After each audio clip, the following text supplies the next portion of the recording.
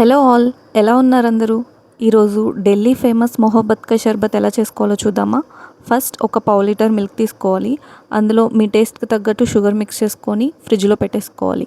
ఆ తర్వాత మంచిగా పండిన ఒక వాటర్ మిలన్ తీసుకొని దాన్ని చిన్న చిన్న పీసెస్గా కట్ చేసుకోవాలి. యాక్చువల్లీ మిల్క్లో షుగర్ మనం వాటర్ మిలన్ స్వీట్నెస్ని బట్టి అడ్జస్ట్ చేసుకోవచ్చు.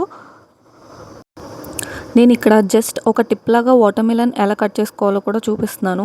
ఇలా కట్ చేస్తే చిన్నపిల్లలకి చాలా ఇంట్రెస్టింగ్గా ఉంటుంది తినడానికి. సో అందుకే ఒక ట్రయల్ వేశాను, జస్ట్ ఫర్ ఫన్ అంతే. ఈ సీడ్స్ తీసేసుకొని చిన్న చిన్న పీసెస్గా కట్ చేసుకొని ఒక పక్కన పెట్టేసుకోవాలి. నెక్స్ట్ ఒక బౌల్ తీసుకొని 3 to 4 spoons of rose syrup add చేసుకోవాలి. ఇది హోమ్ మేడ్ అయినా పర్లేదు, బయట నుంచి రో ఆఫ్జా అని దొరుకుతుంది కదా, అలాంటి రోజ్ సిరప్ ఏదైనా తీసుకోవచ్చు. అండ్ తర్వాత ఒక 4 hours నానబెట్టిన సబ్జా సీడ్స్ ఒక 2 to 3 స్పూన్స్ తీసుకోవాలి. ఇది మన టేస్ట్ని బట్టి మనం యాడ్ చేసుకోవచ్చు.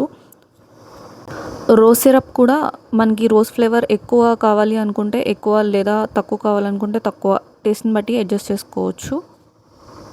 నెక్స్ట్ ఇప్పుడు గోంద్ కటీరా అంటారు కదా, కటోరా, అది ఒక 3 hours నానబెట్టేసి దాన్ని యాడ్ చేసుకోవాలి.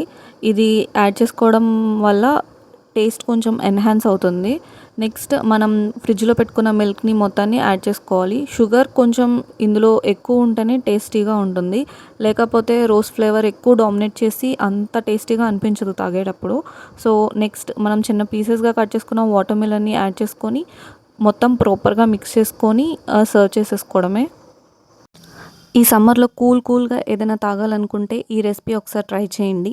ఇది చిన్నపిల్లలు కూడా ఈజీగా ట్రై చేసేస్తారు. ఈ రెసిపీ మీకు నచ్చినట్టయితే like, share and subscribe. Thank you.